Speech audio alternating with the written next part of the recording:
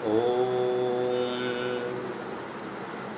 जय जय जय जय जय नमोस्तु नमोस्तु नमोस्तु। नमो वैहंताणं नमो सिद्धाणं नमो आयर्याणं नमो वज्रायाणं नमो लोईशव्यसाहूणम्।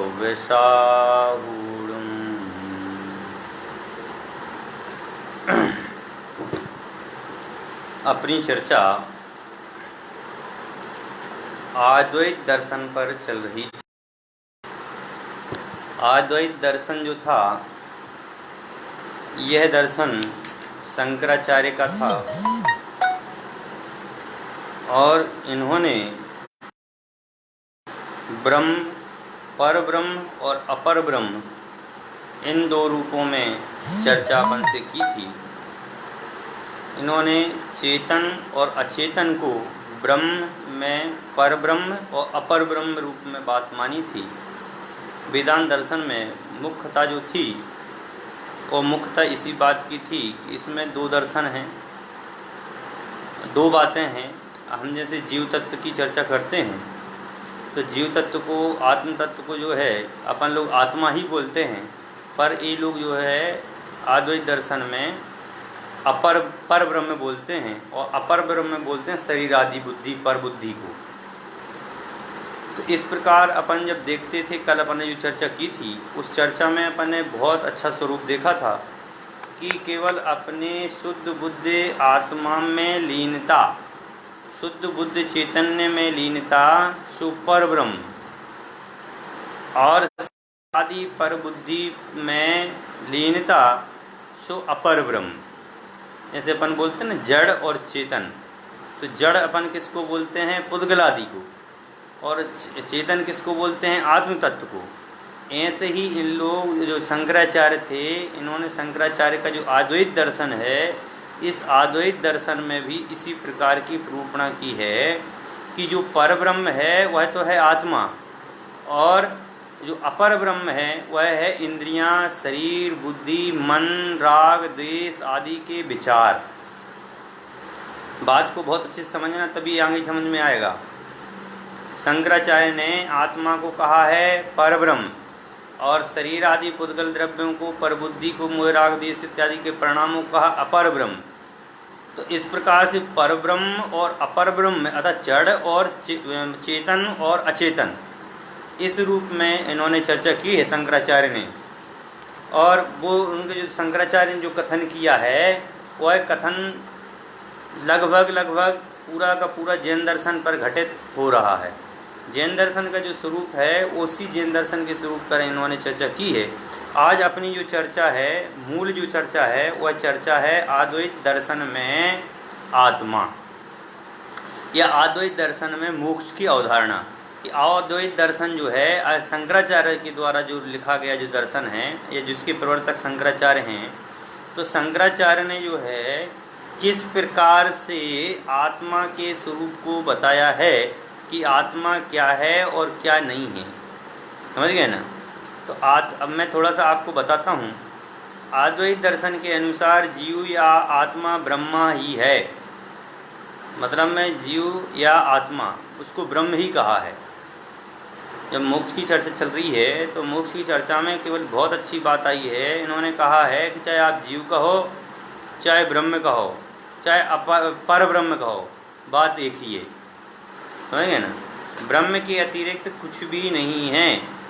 जो शरीर, मन, इंद्रियां, बुद्धि आदि से पार शुद्ध बुद्ध एक अखंड चेतन ज्योति रूप ज्योति है। समझ गए ना? किंतु अविद्या, अज्ञान, भ्रम के कुछ नहीं है। इस अविद्या माया की निवृत्ति है। कह रहे हैं इन्होंने कितना अच्छा, मतलब में अपन लोग जो भेद विज्ञान की बात करते हैं, उस भेद विज्ञान की बात को यहाँ इन्होंने स्पष्ट कर दिया एक लाइन में ही। इन्होंने कहा भैया कि ब्रह्म के अतिरिक्त संसार में कुछ नहीं है।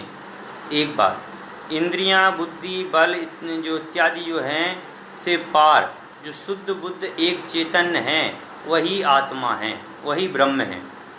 मतलब में ब्रह्मा यहाँ किसको बताया है? तो ब्रह्म बताया है, कह रहे हैं कि ब्रह्म कौन है?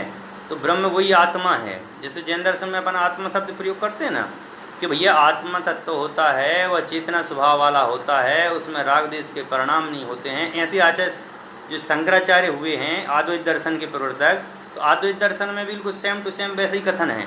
कह रहे हैं कि भैया चैतन्य बुद्धि, चैतन्य आत्मा के अलावा कोई भी ब्रह्म नहीं है। संसार में जो हमें दिखाई दे रहा है वह ब्रह्म है ही नहीं। ब्रह्म तो केवल अपना चैतन्य ज्योति है, चैतन्य आत्मा ही हमारा ब्रह्म है।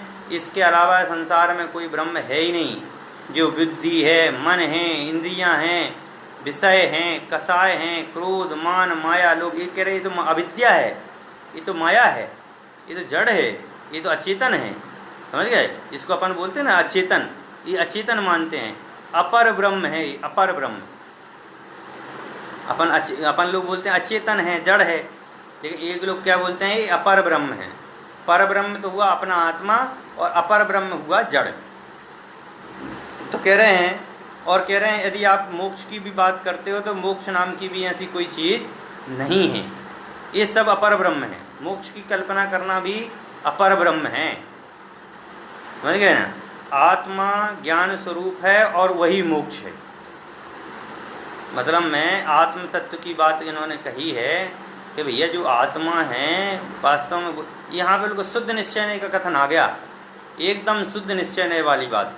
जैन दर्शन में जिस प्रकार की शुद्ध निश्चय नय की कथन की चर्चा होती है, तो जैन दर्शन में जब शुद्ध निश्चय नय की कथन की चर्चा होती तो वहाँ क्या होता है?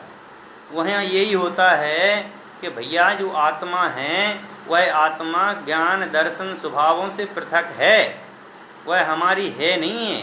ऐसी बात मूलतः वहाँ कही गई है। और यही बात शंकराचार्य ने यहाँ पर कही है कि भैया ये जो बात आप कह रहे हो ये बिल्कुल भिन्न है, क्योंकि जो आत्मा है वही मोक्ष है।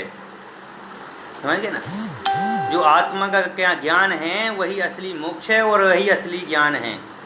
दूसरे शब्दों में उन्होंने कहा कि स्वयं के ब्रह्म स्वरूप की अनुभूति ही मोक्ष है। मतलब मैं अपने ज्ञान दर्शन स्वभावी आत्मा को जानना मोक्ष है, ये जैन दर्शन बोलता है। लेकिन इन्होंने कहा है कि भैया अपने ब्रह्म स्वरूप जो आत्मा है इसकी अनुभूति हो जाए। समझ गए? जो ब्रह्म स्वरूप आत्मा है, बस आत्मा की अनुभूति होना ही मोक्ष है वास्तविकता में। मतलब आप कोई सा भी दर्शन उठा करके देख लीजिए अभी तक के में, चाहे वो मीमांसक हो, चाहे वो सांख्य हो, चाहे वो योग पातंजल्य हो, चाहे वो अद्वैत दर्शन हो, सभी दर्शनों ने इस बात को बिल्कुल स्पष्ट रूप से स्वीकार किया है कि आत्मा की अनुभूति ही मोक्ष है। यहाँ तो शंकराचार्य ने इतना तक कह दिया कि मोक्ष नाम की कोई चीज़ ही नहीं है, बस आत्मा की अनुभूति मोक्ष है। अलग से यदि आप कहते हो अरे मोक्ष प्राप्त करना तो कभी मोक्ष होने वाला नहीं है। ये बात उन्होंने तो कोई स्पष्ट यहाँ पर लिख दी कि भैया शरीर तो आप जो बोल रहे हो ये बोलना भी तुम्हारा नहीं है। समझ गए ना? कितनी मतलब स्पष्ट। जैन दर्शन से कितने अंतरंग वाली बात आ गई कि जैन दर्शन भी वही बात मानता है, वही बात शंकराचार्य का अद्वैत दर्शन भी मानता है। अद्वैत का मतलब मैं बता दूं, अद्वैत का मतलब में होता है, द्वैत तो होता है भेद, और अद्वैत मतलब होता है अभेद, जिसमें अभेद की चर्चा की जाए, जिसमें भेद ना किया जाए, उसकी चर्चा जो है शंकराचार्य ने की। इसलिए उन्होंने माना कि आत्मा की अनुभूति करना ही सच्चा मोक्ष है। इस प्रकार मोक्ष भी वास्तव में ब्रह्म ही है। उन्होंने कहा मोक्ष जो है वह मोक्ष वास्तव में ब्रह्म ही है। ब्रह्म तो मोक्ष ही है। ब्रह्मा जिसको बोलते हैं ना, ब्रह्मा में लीनता, तो जो ब्रह्म में जो लीनता की बात आती है वह शंकराचार्य ने यहाँ स्पष्ट कर दी कि भैया जो मोक्ष आप मैं मान रहा हूँ ना, आत्मा की अनुभूति मोक्ष है, वह आत्मा की अनुभूति मोक्ष तो है ही, लेकिन जो मोक्ष है वह भी वास्तव में ब्रह्म ही है, जिसको बोलते हैं ब्रह्मलोक। समझ गए ना? उसको ब्रह्म कहा उन्होंने, उससे अलग कुछ नहीं है। मोक्ष को ब्रह्म से अलग समझना भी अविद्या है। अविद्या है मतलब में यदि मोक्ष को ब्रह्म से अलग समझते हो कि मोक्ष और ब्रह्म एक ही बात कह दी उनने। जैसे अपन बोलते हैं ना भैया मोक्ष प्राप्त हो गया, मतलब सिद्ध पद को प्राप्त हो गए, कह रहे हैं, तो ऐसा बोलना भी आब्रह्म है। समझ गए ना? कि वहाँ पर वो हमारा अच्छा ज्ञान नहीं है, जबकि अच्छा ज्ञान तो वहाँ पर क्या होता है अद्वैत दर्शन में कि भैया वहाँ पर तो विकल्प भी नहीं होना चाहिए आपको मोक्ष का। यदि आपको विकल्प भी यदि मोक्ष का होता है तो वह आपका काम सही नहीं है, वह ब्रह्म में नहीं जाएगा, वह माया में जाएगा, अविद्या में जाएगा, इंद्रियों में जाएगा, मतलब में अचेतन में जाएगा। सीधी बात बोलें तो अचेतन की बात आ जाएगी यहाँ, समझ गए ना, अपर ब्रह्म की। तो पर ब्रह्म तो जो केवल है, उस पर ब्रह्म में तो केवल अनुभूति का विषय है, और जो अपर ब्रह्म है उसमें इस पर्यायों की बात करते हैं। जैसे अपन लोग पर्याय बोलते हैं, वो लोग पर्याय नहीं बोलते हैं। शंकराचार्य का जो अद्वैत दर्शन है ये पर्याय की बात नहीं करता है, यह तो सीधी बात बोलता है कि भैया इसमें आप भेद नहीं कर सकते, इसमें आप यदि भेद करोगे तो अच्छी बात नहीं है। बंध और मोक्ष दोनों ही अविद्याजन्य हैं। आप बंध और मोक्ष ये दोनों की बात करते हो तो ये अविद्या है। मतलब में एक प्रकार से कहें कि भाई ये जो आप बोल रहे हो ये एक प्रकार से पूर्णतः सत्य नहीं है, ये तो पूर्णतः गलत है, समझ गए ना। और जो पूर्णतः गलत है इसलिए उन्होंने कहा ये मोक्ष बोलने की आवश्यकता नहीं है। मोक्ष यदि बोलते हो तो वो गलत हो जाएगा, अविद्या हो जाएगा। पारमार्थिक सत्य तो केवल एक ब्रह्म ही है, मतलब आत्मा जो है बस वही ब्रह्म है। आत्मा जो ज्ञान है, ज्ञान ही ब्रह्म है, और ज्ञान ही मोक्ष है, और ज्ञान की अनुभूति ही मोक्ष है। मतलब देखो कितनी अच्छी अच्छी बातें आई।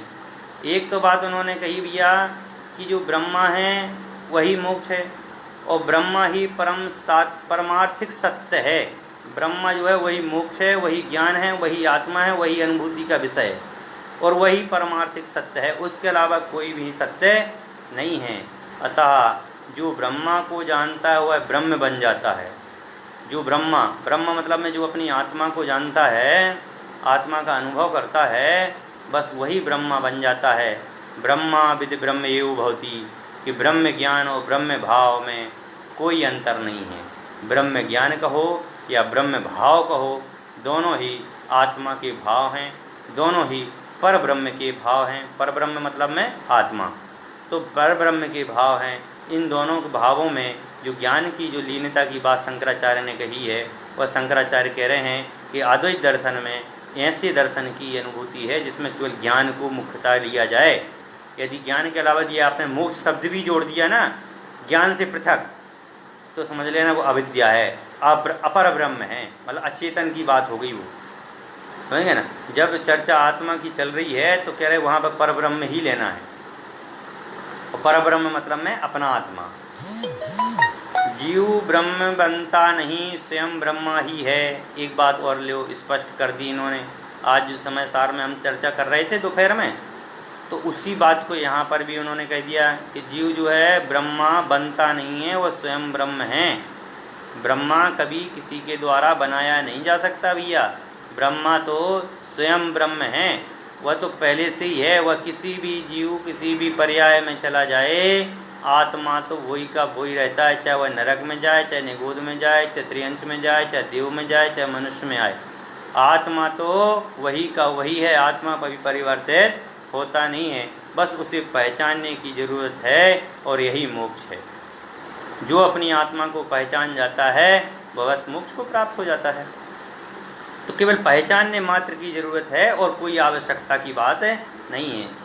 ऐसा मोक्ष किसी प्रकार भी क्रियाकांड से प्राप्त नहीं होता। आप सोचो कि हम जाकर के मंदिर में पूजन पाठ कर लेंगे तो हमें मोक्ष की प्राप्ति हो जाएगी। क्रियाकांड का मतलब है हम यज्ञ कर लेंगे, हम ये क्रियाएं कर लेंगे, क्योंकि ये तो अद्वैत दर्शन की बात चल रही है ना। जैन दर्शन की बात होती तो आप कहते कि भाई ये बताइए, आप तो यज्ञ हवन की बात करते हो, ये तो जैन दर्शन में है ही नहीं है, और ये तो चरणन योग का विषय है। यहाँ तो आप आत्मा की बात कर रहे हो, कैसे करना चाहिए भैया, कैसे करना चाहिए, ऐसा तो होता ही नहीं है। तो वही वाली बात यहाँ पे आई है कि देखो मोक्ष किसी भी प्रकार की क्रियाकांड से नहीं होता है। शंकराचार्य ने शुद्ध स्पष्ट शब्दों में कहा मोक्ष क्रियाकांड से नहीं होता है। तुम कितने हवन क्रियाएं इत्यादि कर लेना, मोक्ष की प्राप्ति नहीं होगी। समझ गया ना। जैसे अपन लोग बोलते हैं ना कि भैया हम अपने घर में विधान करवा लेंगे तो शांति की प्राप्ति हो जाएगी। अरे भैया शांति की प्राप्ति तो नहीं होगी, हाँ ये जरूर है थोड़ा मंद कसाय रूप परिणाम हो जाएंगे, समझ गए।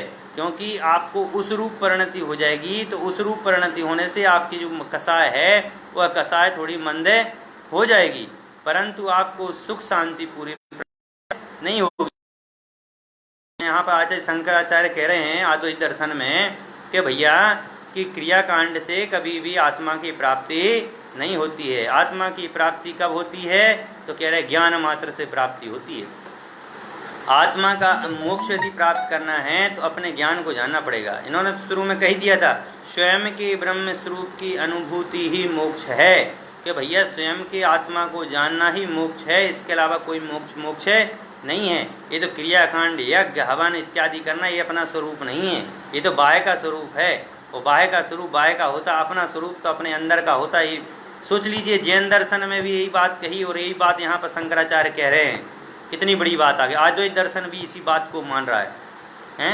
अथवा ब्रह्म साक्षात्कार, ब्रह्म का साक्षात्कार, अविद्या की निवृत्ति और प्रपंच का विलय और मोक्ष की प्राप्ति, ये सब एकार्थी पर्यायवाचक नाम हैं।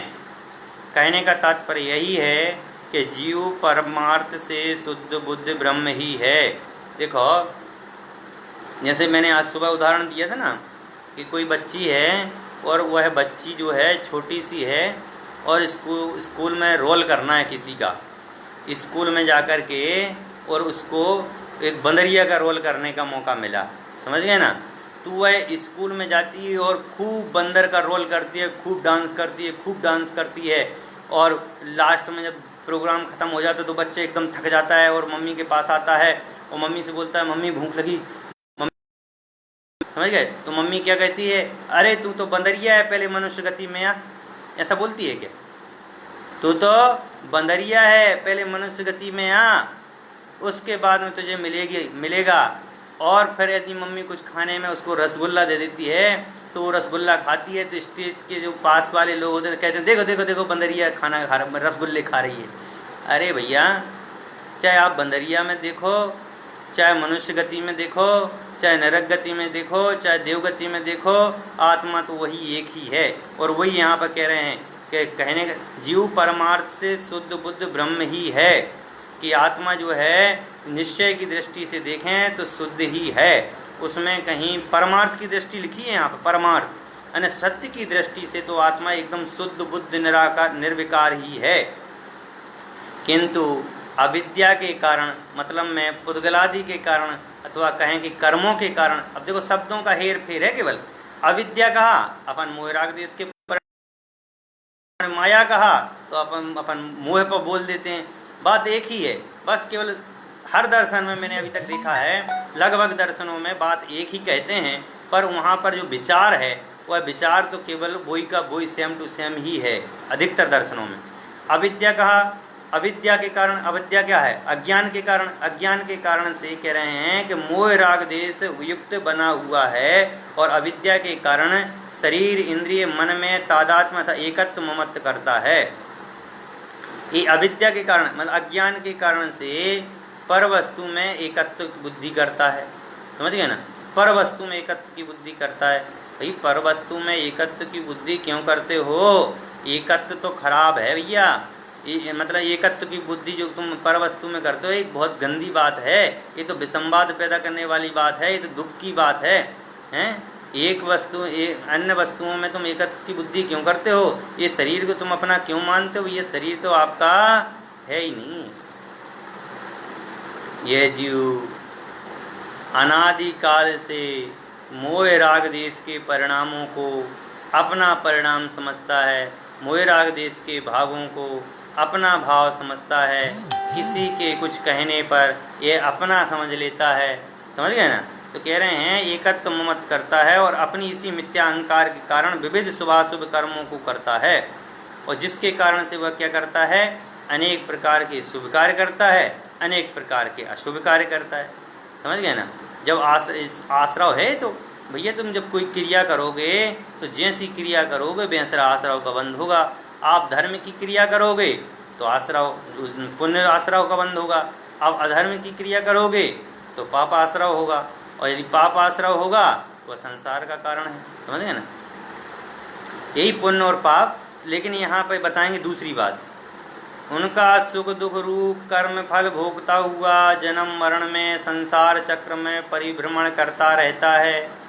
और यह शुभ राग और अशुभ राग, समझ गए ना, यह मोह और यह राग, यह दोनों के दोनों कैसे हैं कि यह संसार चक्र में परिभ्रमण कराने वाले हैं। यह जीव अपने स्वरूप से विचलित हो जाता है और संसार में परिभ्रमण करता है। जैसे एक बार क्या हुआ, अब थोड़ी सी चर्चा आई है तो थोड़ी सी कर लेता हूँ, क्योंकि ये तो छोटा सा ही टॉपिक है। एक कहानी बता देता हूँ आपको। एक बार क्या हुआ, एक सेठ जी थे और सेठ जी जो थे उनका बच्चा छोटा सा था, 3-4 साल का बच्चा था, और सेठ जी का देह वसन हो गया।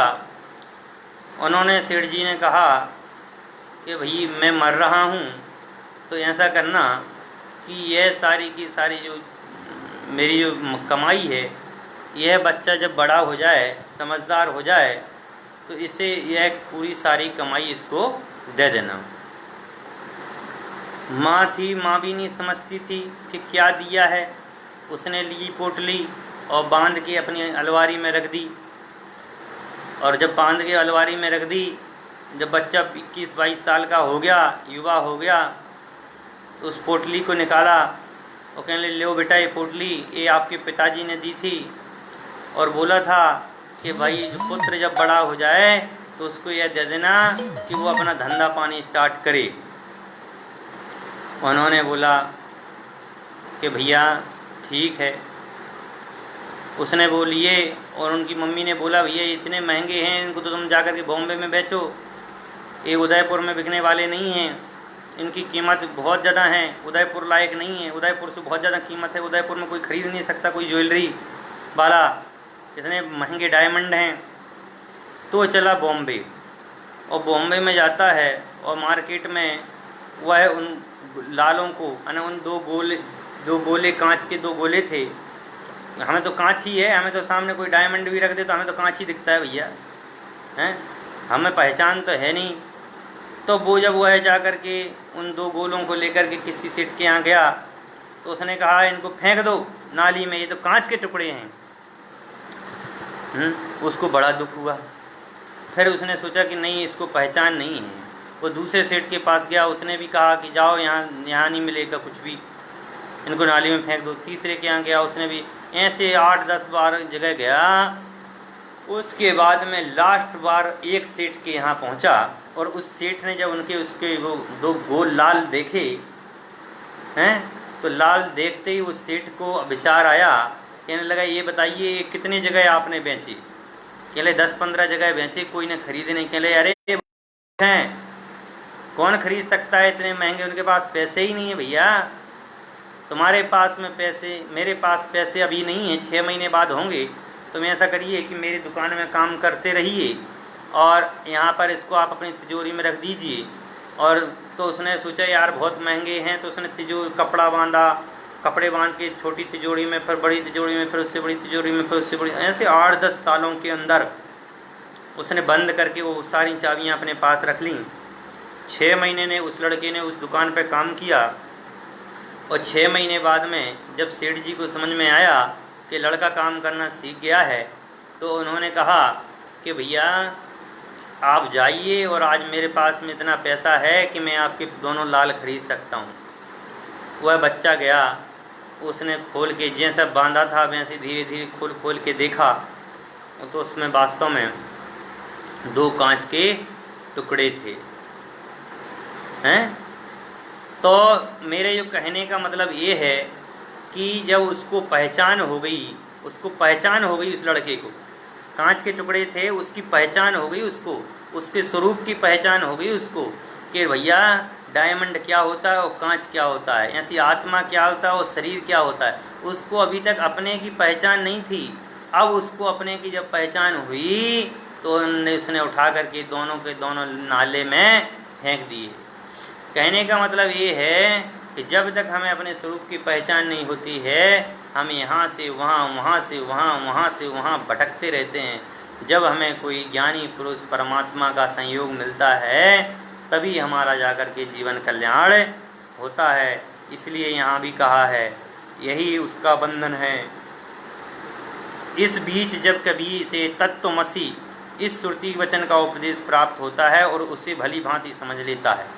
कह रहे हैं जब ज्ञानी का उपदेश मिलता है तो ज्ञानी का उपदेश मिलते ही वह ज्ञानी के अनुभव की बात समझ जाता है कि वास्तव में शंकराचार्य यहाँ पर कितने मतलब कितना मार्मिक विषय ले रहे हैं।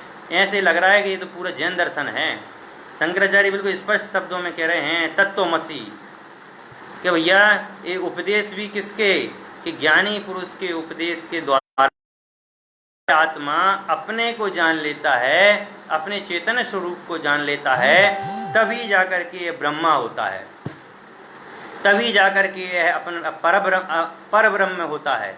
समझ गए ना? पर ब्रह्म मतलब में आत्मा और अपर ब्रह्म मतलब में मोह राग द्वेष आदि के परिणाम। तो यह जो पर ब्रह्म कब होता है? जब यह श्री किसी गुरु का संयोग पाकर के और अपने स्वरूप को पहचान लेता है। अरे यहाँ पे तो इतने भेद विज्ञान की बात कर दी कि भैया मोक्ष शब्द कहते हो ये भी अविद्या है।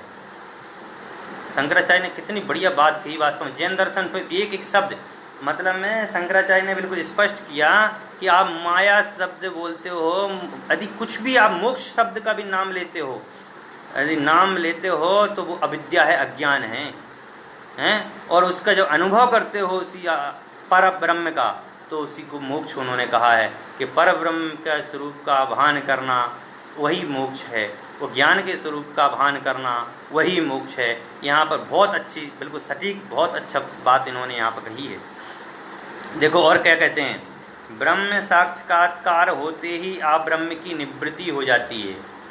कि ब्रह्म मतलब आत्मा का जैसे साक्षात्कार होता है, जैसे जैन दर्शन में बोलते ना कि आत्मा का साक्षात्कार हुआ और कर्मों की जंजीर टूट गई, वैसे यहाँ पर बताते हैं भैया आत्मा का जब साक्षात्कार हुआ मतलब जो ब्रह्मा है, जो ब्रह्म के स्वरूप का जब साक्षात्कार होता है तो अविद्या का नाश हो जाता है, उसकी निवृत्ति हो जाती है और शरीर रहते हुए भी अस्थिरत्व प्रकट हो जाता है। मतलब मैं कहते ना कि सकल केवली, समझ गए ना? 13वें 14वें गुण स्थानवर्ती जो मुनिराज हैं उनकी जैसी चर्चा है कि शरीर रहते हुए भी और वो अपने स्वरूप को प्राप्त हो जाते हैं, अपने स्वरूप में लीन हो जाते हैं, जिसे जीवन मुक्त कहते हैं। और जब यह अपने स्वरूप में प्राप्त होकर के जब ब्रह्मा में लीन हो जाता है, मतलब अपनी आत्मा में लीन हो जाता है, तब जाकर के इसको अपने स्वरूप की प्राप्ति होती है, अतः मोक्ष की प्राप्ति होती है और वह जीवन मुक्त हो जाता है। इस अवस्था में शरीर आदि सर्वबाह्य पदार्थों से आसक्ति समाप्त हो जाती है, किसी प्रकार का कोई सुख दुख भी स्पर्श नहीं करता। क्या कहा कि यहाँ पर तो केवल निराकुल सुख है, यहाँ न तो सुख की वांछा है न दुख की वांछा है, यहाँ तो केवल एक निराकुल सुख की वांछा होती है। कि वास्तव में जो निराकुलता है, मतलब देखो आप शंकराचार्य को देखो, अद्वैत दर्शन की बात चल रही है, अद्वैत दर्शन में मोक्ष की सिद्धि, मोक्ष किसे माना गया? तो अद्वैत दर्शन किसे मोक्ष का? अरे भैया सर्व प्रकार के प्रपंचों से छूट करके हैं, अविद्या के प्रकोप से हट करके और मोक्ष की प्राप्ति में ब्रह्म के साक्षात्कार में लग जाने पर से आसक्ति छूट जाती है। अर्थात एक शब्द उनके शब्दों में कहें तो अपर ब्रह्म की जो प्रवृत्ति है वह छूट जाती है और पर जाती है। फिर कहते हैं मात्र पूर्व संस्कार वश ही यह शरीर कुछ समय के लिए उसी प्रकार चलता रहता है जिस प्रकार कुमार का चाक हाथ हटा देने पर पूर्व वेग के कारण कुछ देर घूमता रहता है। समझ गए ना?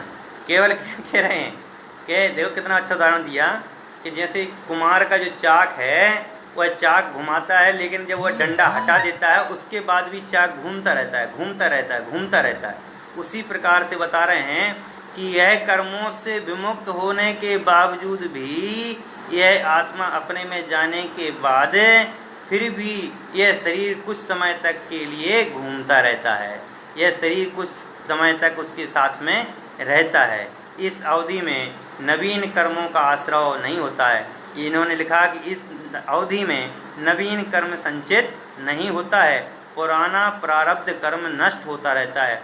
जो मतलब शरीर में मन वचन काय है, उस मन वचन काय के जब तक पूर्ण रूप से अभाव नहीं हो जाए, जब तक यह शरीर चलता रहता है, नया कर्मों का प्रयोग, नया कर्म नहीं आता है। इस प्रकार की यहाँ पे बात कर रहे हैं। कि जैसे अपन लोग मानते ना, अरे भैया मोक्ष के मतलब में जिस जो भगवान हो जाता है अरहंत परमेष्टि बन जाता है, जिन दर्शन में अरहंत परमेष्टि की बात कही कि जैसे अरहंत परमेष्टि बन जाते हैं तो अरहंतों के तो केवल जो है योग है, समझ गए, योग भी प्रति अपने अपने अवस्था के आधार पर वह योग भी धीरे धीरे करके खत्म हो जाता है, और जब ये तीनों योगों से निवृत्ति हो जाती है तो मोक्ष हो जाता है। वैसे इन्होंने कही कि सर्व प्रकार के संसार के पदार्थों से निवृत्ति तो हो जाती है, लेकिन यह शरीर चलता रहता है, और यह शरीर से जब निवृत्ति होती है तो वह पूर्ण रूप से आत्मा हो जाता है, उसमें नए कर्मों का आश्रय नहीं होता है, और पुराने कर्म जो हैं वो पूर्णतः नष्ट हो जाते हैं।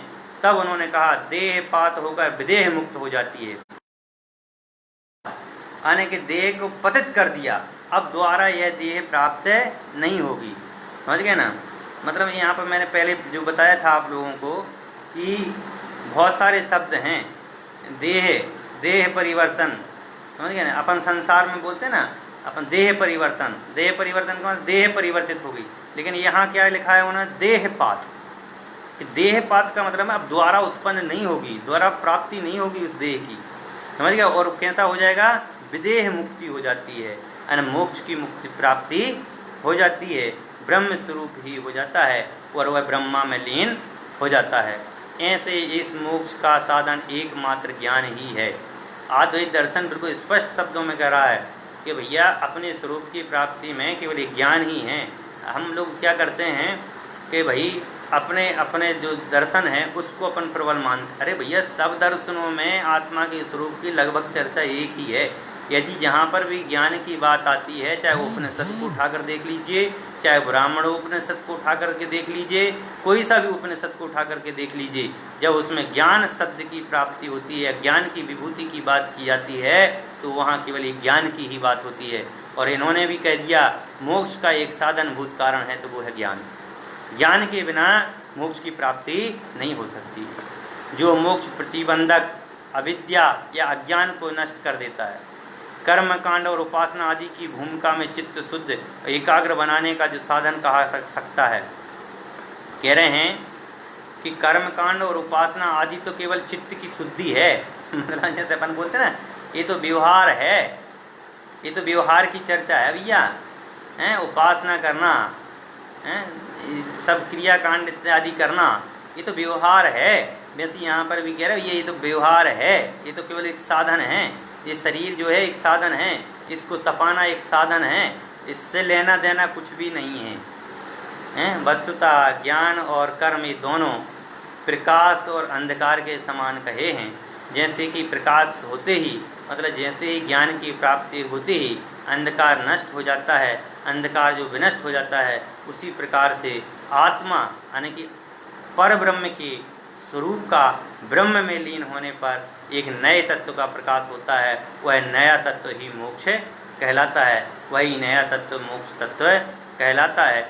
इस प्रकार से अपन ने जो है संक्षिप्त में आज अपन ने इसका स्वरूप की चर्चा की है। इसी प्रकार से कल जो मेरे को बात करनी है वह करना है विशिष्टाद्वैत। कल मेरे को रामानुजाचार्य जो हुए हैं, शंकराचार्य के बाद हुए रामानुजाचार्य, इसकी कल चर्चा करूंगा। लेकिन थोड़ा सा मैं आपको इंट्रोडक्शन टाइप का मैं बता देता हूँ कि जो विशिष्टाद्वैत दर्शन है, विशिष्टाद्वैत, द्वैत अद्वैत दो बातें हैं यहाँ, द्वैत और अद्वैत। और विशिष्ट द्वैत अद्वैत, द्वैत का मतलब में है भेद और अद्वैत का मतलब में अभेद। जो भेद और अभेद से मुक्त है वह विशिष्ट है। बस मतलब में जो आत्मा है वह जिसमें भेद नाम की कोई चीज़ नहीं है, भेद नाम की सत्ता का कोई मतलब नहीं है, उसकी यहाँ पर बात करनी है। और यह जो है विशिष्टाद्वैत जो है ये भी ब्रह्म सूत्र पर ही आधारित है। ब्रह्म सूत्र जो लिखा था ना शंकराचार्य ने, वह शंकराचार्य के जो ब्रह्म सूत्र है उस ब्रह्म सूत्र का ही भाष्य है इन्होंने लिखा है, समझ गए ना। वह भाष्य में ही इसका जो वर्णन है वह वर्णन ही इसमें भी किया गया है। ब्रह्म सूत्र का जो भाष्य वह रामानुजाचार्य ने विशिष्ट द्वैतवाद के नाम से लिखा है। यह भी एक वेदांत दर्शन का स्वरूप है। इसमें रामानुजाचार्य ने बहुत मेहनत की और रामानुजाचार्य ने 120 वर्ष तक की कठिन तपस्या के बाद में इस विशिष्ट अद्वैत का मूल आधारशिला रखी। और यह विशिष्ट द्वैत जो वेदांत दर्शन का जो एक आधार है उसको उन्होंने यहाँ पर आधार बनाया। इसमें निर्गुण और सगुण दो रूपों में जीव तत्व की चर्चा की है, दर्शन और कर्म। इन दो चीज़ों में दर्शन और कर्म, दर्शन आत्मा और कर्म शरीर की जो बात यहाँ उन्होंने की है उसकी चर्चा भी अपन लोगों को करना है, लेकिन इसकी चर्चा अपन कल करेंगे। लेकिन मैं आपको बता दूं कि यहाँ दो शब्द आएंगे, चित्त और अचित। चित्त शब्द को यहाँ पर जो है जीव रूप में लिया है और अचित शब्द को जो है कर्मबंध के रूप में लिया है। मतलब जिसको अपन पुद्गल बोलते हैं ना, पुद्गल शरीर आदि जो है अचित है। और मतलब अचित का मतलब जिसमें चेतना नहीं है, और चित्त का मतलब होता है जिसमें चेतना है। तो विशिष्ट अद्वैत में दो चीज़ें रखना है, द्वैत का मतलब में भेद और अद्वैत का मतलब में अभेद, चित्त का मतलब में चेतना और अचित का मतलब में अचेतना इत्यादि रूप से कल अपन जो है विशिष्ट अद्वैत दर्शन का आत्मा का स्वरूप क्या है इसकी संबंध की जो चर्चा है कल अपन इसको विस्तार से लेंगे। और कल इस चर्चा को अपन पूरा करके फिर एक नया टॉपिक आएगा, उसका नाम है चारवाक दर्शन, जिसकी अपन चर्चा करेंगे। लेकिन उसके पहले अपन विशिष्ट अद्वैत की चर्चा करेंगे। आज अपन ने देखा कि वास्तव में जो ज्ञान दर्शन की जो बात जैन दर्शन में बताई गई है वह जैन दर्शन में एक मतलब में क्या कहें शब्द नहीं है। जैन दर्शन एक बहुत बड़ा दर्शन है और इस दर्शन में समस्त दर्शन समाहित हैं। कोई सा भी दर्शन हो वह सब के सब दर्शन इसमें ही समाहित हैं। जब जीव और पुद्गल धर्म आकाश काल की बात होती है तो सारे के सारे दर्शन देखते रह जाते हैं कि वास्तव में, क्योंकि ये दर्शन जो है यह सबसे पुराना दर्शन है। आपको मैं एक बात और बता दूं, स्पष्ट कर दूं कि भैया जो जैन दर्शन है, इस जैन दर्शन में जो आदिनाथ हुए थे, आदिनाथ भगवान के टाइम से ये जैन दर्शन चला आ रहा है, समझ गए ना। और दर्शन तो सांख्य दर्शन जो है वह भरत के पुत्र मारीची के पुत्र के बाद में उत्पन्न हुआ है, कपिल से, समझे। कपिल ने इस दर्शन को चलाया है, सांख्य दर्शन को। तो मतलब कहने का मतलब सांख्य दर्शन से फिर योग दर्शन से फिर मीमांसा दर्शन से फिर वेदांत दर्शन, ऐसे दर्शनों की चर्चा हुई है। इसलिए प्राचीन जो दर्शन है वह जैन दर्शन है, जिसकी चर्चा अपन पहले कर चुके हैं। और इन सभी का मूल आधार केवल एक ही है, अपने स्वरूप की प्राप्ति। इस प्रकार आप सभी अपने अपने स्वरूप की प्राप्ति करें। साथ ही मैं आप लोगों को बता दूं, एक अरहम पाठशाला जो है ई शिविर लग रहा है, अरहम पाठशाला नाम से। मैंने आप सभी को इसकी रजिस्ट्रेशन भी भेजने के लिए भी दे दिया है, और आप लोग भी उसमें रजिस्ट्रेशन करवाएं, ऐसी मेरी भावना है। इसी मंगल भावना के साथ सहजानंदी शुद्ध स्वरूपी अविनाशी हूँ आत्मस्वरूप, सहजानंदी शुद्ध स्वरूपी अविनाशी हूँ आत्मस्वरूप, सहजानंदी शुद्ध स्वरूपी अविनाशी हूँ आत्मस्वरूप, जावाणी के ज्ञान ते सूझे लोकालो, सुवाणी मत के नमो सदा। नोवा नवो कार्बन